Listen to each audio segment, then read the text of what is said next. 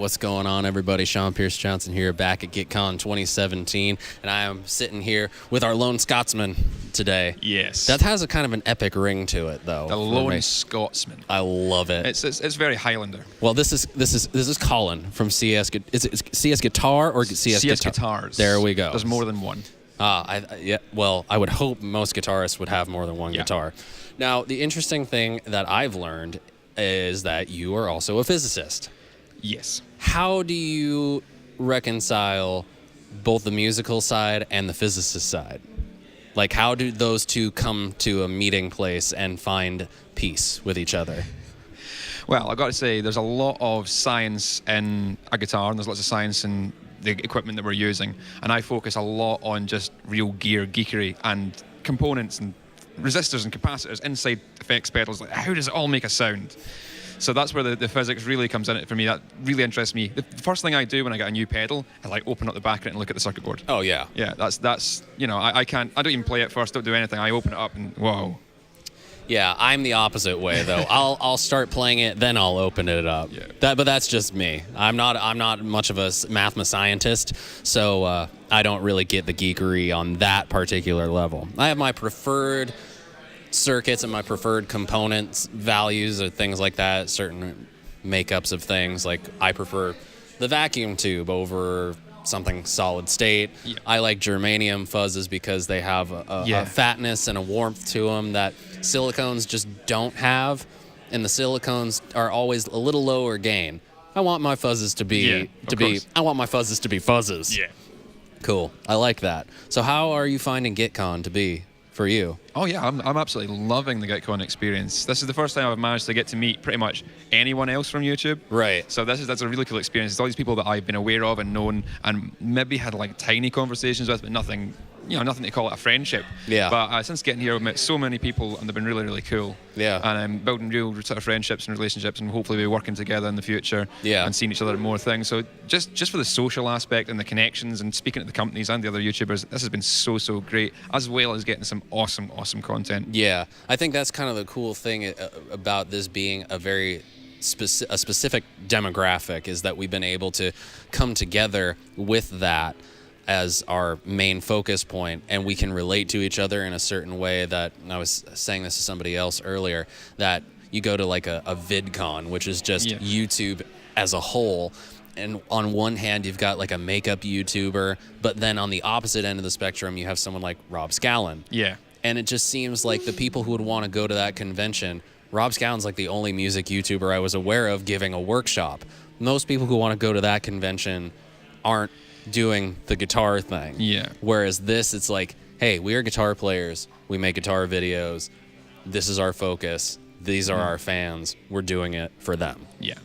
Which I think is cool. It's a really cool event, and Henning's done very well, and Warwick Framus for putting the whole thing together as well. It's absolutely. So I would have to agree with you on that one. Man, it has been pretty incredible, I have to say. So, moving forward, what do you think that this experience is going to do for your channel, and how you might change up what you do? Or do you feel like, I've got my refined formula, but now I have more content to be able to put into that formula? Like, how has this experience kind of shaped what you want to look towards in the future? Yeah, this has been a fairly strange one for me, try to work in this new environment. It's almost live as how it was marketed as, and it is going into rooms and everyone's doing the switching for you and all that stuff, and I've never done any of that. I just sit myself with a camera, and everything is me, and it's scripted and planned, and I've not had a chance to do that. So it's a very uncomfortable position for me to be in, to try and do it without a script. But I've learned to sort of, get a bit better at it. But I think I'll be sticking with that, but trying to incorporate maybe some more of this live environment, as well as like the people that I've spoken to. I've now got real opportunities to, collaborate with other people, or just get other products in for reviews. And I think I'll be sticking with my sort of process, but I've got new avenues now that I could explore if I wanted to, which I never would have thought to do before. Yeah, I've always been more of the live. I don't really script anything that I do, but I do like some of the guys like yourself, videos that I've seen where they script it out. It doesn't come across so forced, but there are plenty of guys that I've seen do the script thing, and it really comes across like Okay, are these even your words, or did somebody else write these for you? The clever thing you've got to do with scripting is making it sound like it wasn't scripted. Yeah. Like that's the hardest part of it. It takes a lot of practice to be able to go, speak it out. Because it's like people going, oh yeah, you just thought that up as you went along. Yeah, exactly. Now I want to ask you questions about Scotland. Okay, sure.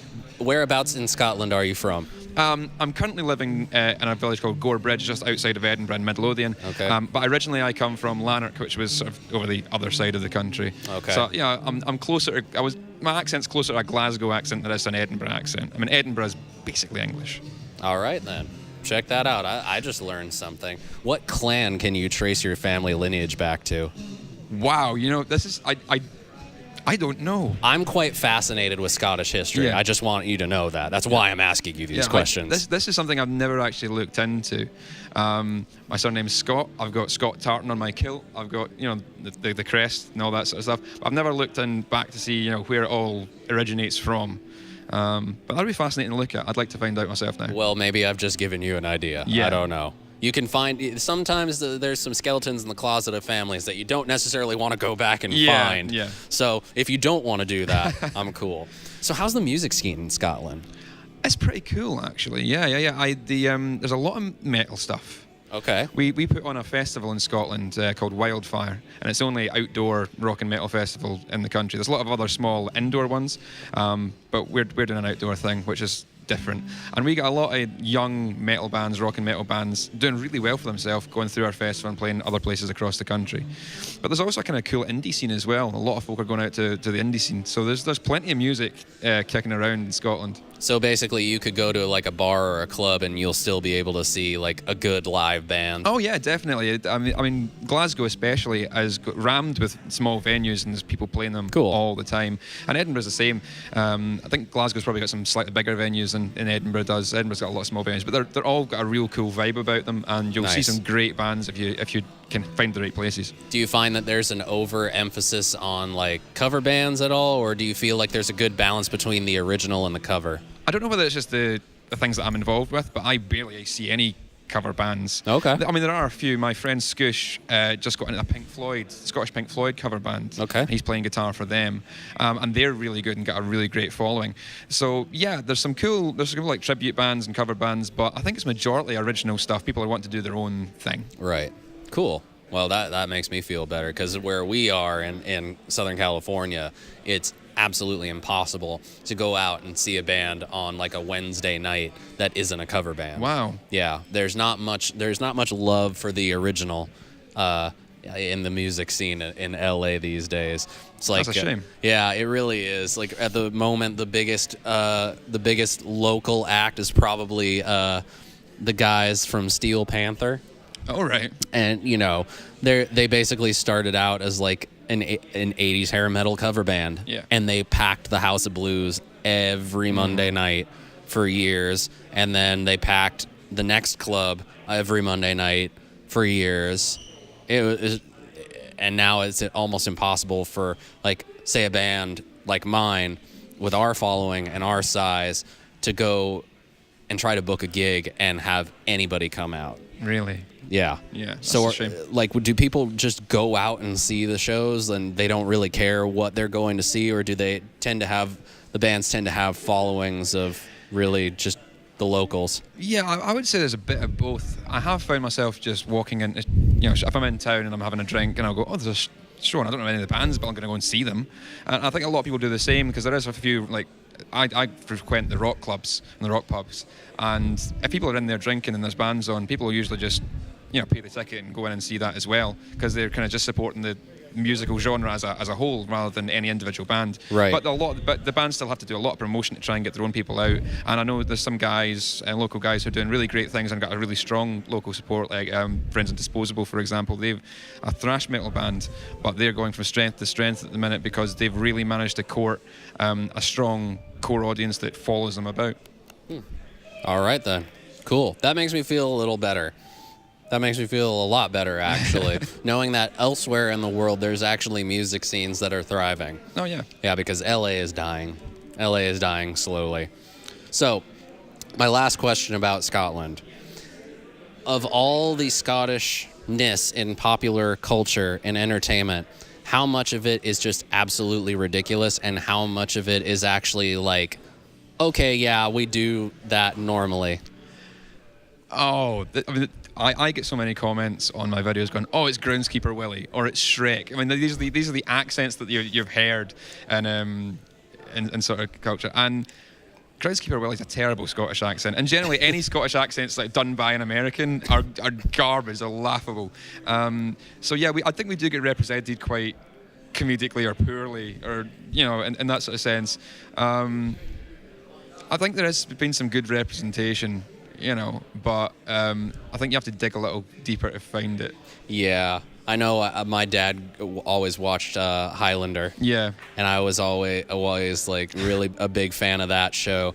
But knowing that the main lead, like in the movies, the main lead guy is a French actor, and then in the TV show he's English. It's like, here are these guys that aren't Scottish trying to be Scottish, and my lovely wife behind the camera loves the book and TV series Outlander. Yeah, everyone talks about that one. Yeah, and that I feel like is probably a more respectful representation than there's been. I would say so. The other thing that I saw, which I thought was actually a really good representation, was Disney's Brave. Okay. Yeah, because they were using real Scottish people to do the voices, and they had a good representation of all the accents across Scotland, even to the point where there was ones deliberately you can't understand what they're saying.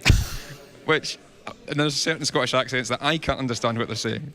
Wow. So yeah, there's some real hardcore stuff. I guess no matter where you go in the world, if there's multiple accents in a certain country, you'll run into the ones that you're just never going to understand. Because there are a lot of accents in America that I'm like, I'm sorry, what?